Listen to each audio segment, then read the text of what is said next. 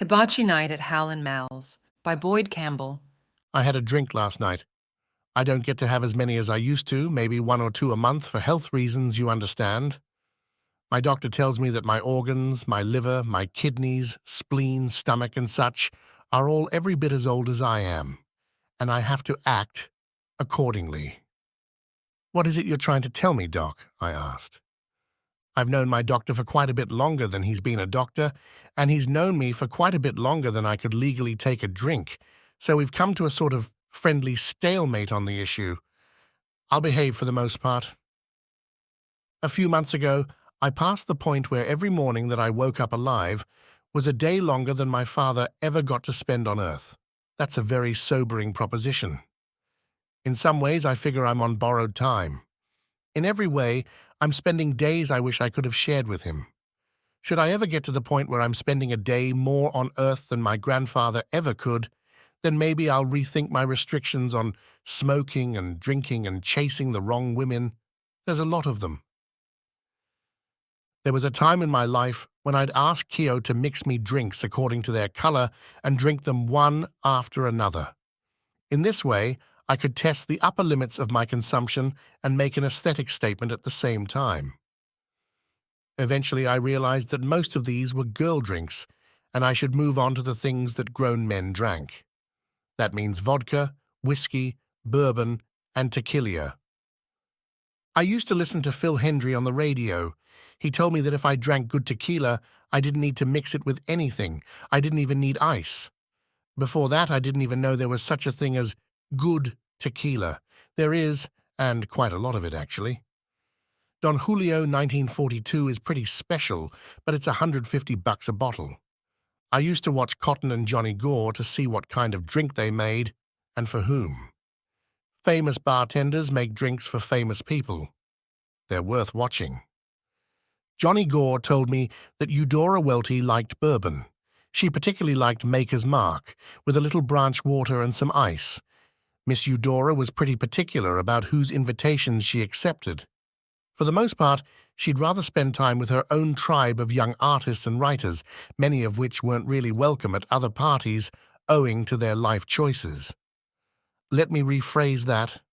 She befriended people who chose to live life as they were, no matter what the rest of the world thought. For writers of her generation, drinking far too much was part of the process, but she always remained a lady about it.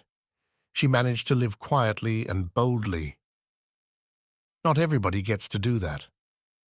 Writers drink because we look still, but our minds are a tempest. I've heard a number of young writing teachers preach against consumption. They're probably right. The older writing teachers were usually too fucked up to talk down about any sort of chemical enhancement. I like to watch people. In my mind, I'm taking in the words they say, the moves they make, the clothes they wear, and begin blending it in with the words in my head. It's sort of like making a loaf of bread. You fold the ingredients in, then knead and knead and knead until it's ready to go in the oven. When I was young, there came a time when Brumday, Rowan Taylor, and I were all womanless at the same time. They were toward the end of their career with the fairer sex. I was just beginning mine. Amerigo, an Italian restaurant on the road to the Pearl River Reservoir, was a staple among a certain strata in Mississippi.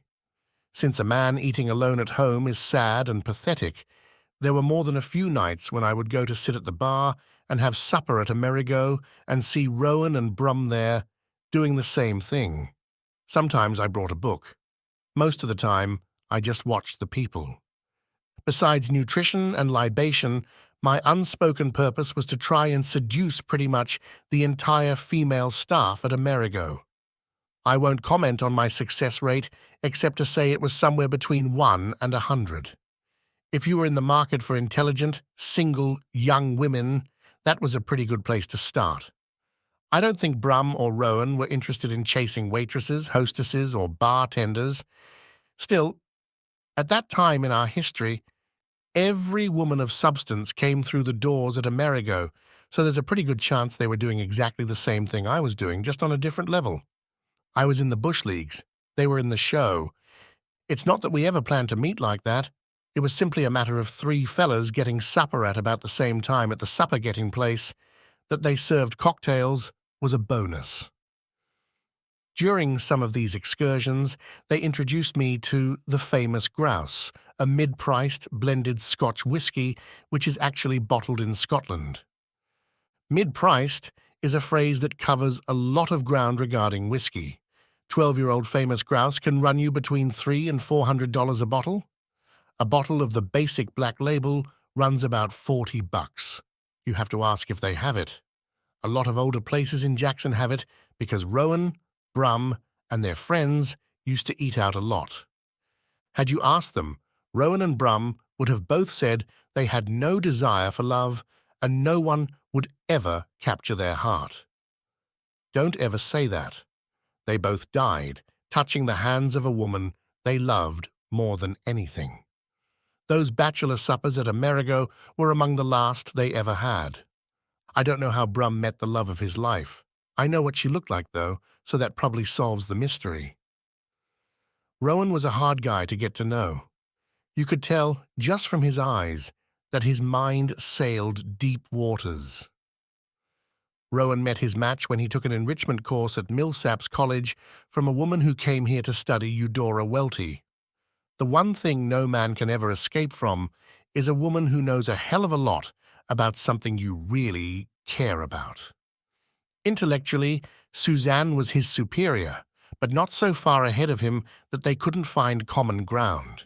And in the years after his marriage ended and most of his best friends died, she became his beacon and his hearth. She was his one great love. Damien Kavicki puts on an event meal at Hal and Mal's several times a month. He married one of my theatre kids, so he automatically became somebody I watched out for. I probably would have anyway. There was a time when Jackson had an awful lot of cooks, but not so many chefs. We had Bobby G, who was something of a trip, Nick Apostle and Chef Monty, but not many more. In Damien's generation, there are 6 or 7 guys just here in Jackson who are truly remarkable. Hal and Mal's is sort of a cultural nexus in Mississippi. It has 2 historical site placards. Not many places can say that. Built over 100 years ago by a railroad out of New Orleans, it was the principal debarkation point for freight, coming either south from New Orleans or north from Chicago. For a while, after the railroad went out of business, it became a central distribution point for fruits and vegetables in central Mississippi. After that, some guys bought it when the Lamar Disco was torn down. When they went tits up, the White brothers bought it with the intention of using its warren of rooms and cubby holes as a sort of musical center for the capital of Mississippi. From the beginning, their purpose was to share food and music, not just as a gimmick to make money, but as a means of sharing and cultivating culture. Part of our purpose in life is to transmit culture from one person to the next, parent to child, lover to lover. It might be our only purpose besides filling the ocean with plastic. We have a few ways to communicate culture between us. Religion and politics are important. They transmit the values and decisions we think are important from person to person. Art, literature, and music all play an important role in transmitting what membership in this tribe means. Food, though, is perhaps the most important. Food is what your mother gives you after she takes you off the nipple. Food is what you share with the one you love. Food is how we celebrate holidays, anniversaries, weddings, birthdays, and funerals. We break bread and share wine to remember the life of Jesus, who some people believe is God himself. Damien ordered this gigantic paella pan and burner from Spain.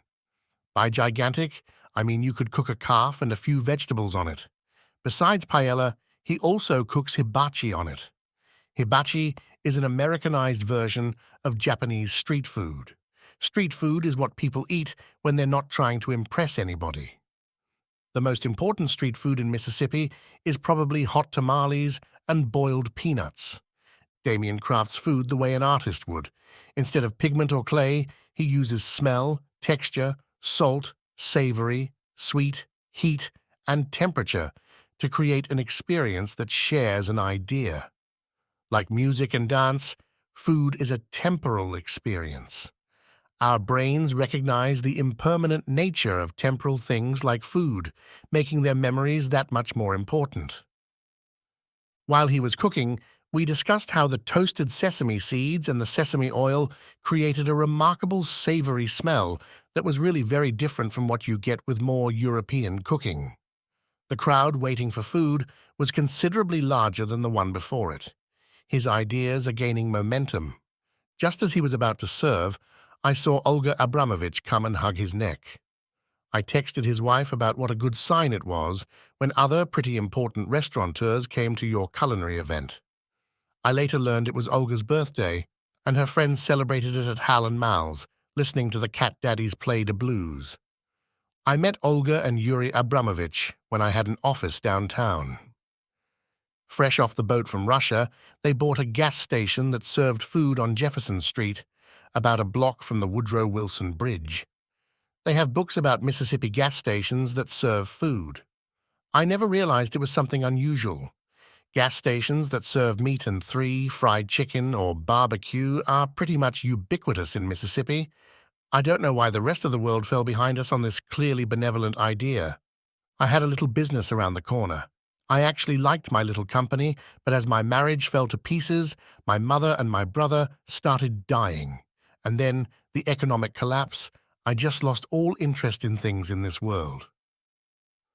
A few years later, it burned to the ground. Olga and Yuri opened a restaurant in Flowood. My wife loved it, and I did too. I would have gone without her if I thought I could get away with it. Flowood decided they had an issue with Olga's corking policy, so she told them to fuck off and move to Jackson. Olga's fine dining was a fixture in central Mississippi for a while, with Olga running front of house and Yuri in the kitchen. From there, Olga took a job at the Jackson Country Club. To go from an escape from Russia to the heart of the Jackson Country Club gives you an idea of what's still possible in Mississippi. She wasn't born here, but she's now a touchstone of our culture. That's the way we roll. Damien usually makes way too much food for these events, but the list of attendees grows every time they do it, so that may not always be the case. I watched the crowd go through the line. People kept asking if I needed help making a plate.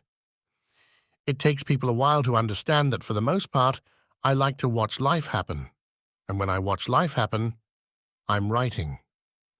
Once everyone else had been served, I made a plate piled high with pork belly, fried rice, fried noodles, vegetables, and shrimp, all the flavors of Japan mixed with all the flavors of Mississippi. Songs from Stevie Wonder's Songs in the Key of Life album played on the speaker. It's a little weird thinking that I'll probably never be drunk again. I'm really not supposed to. When it comes down to it, I probably spent more than my share of drunken nights years ago. If I never do that again, I won't feel cheated. I've been there, and I honestly remember much of it. It's important to stay a part of the world. There was a time when I didn't think so. Life only happens when you're in the act of transmitting culture from one person to another. Everything else is just heartbeats and breathing. I'll never have a drink with Rowan or Brum again. Neither Spud nor KO will get me drunk again. That's okay. I'll have my one drink and remember other days while the new days grow and percolate on the giant paella pan of life in Mississippi. Thanks for reading a Boyd Campbell. Subscribe for free to receive new posts and support my work.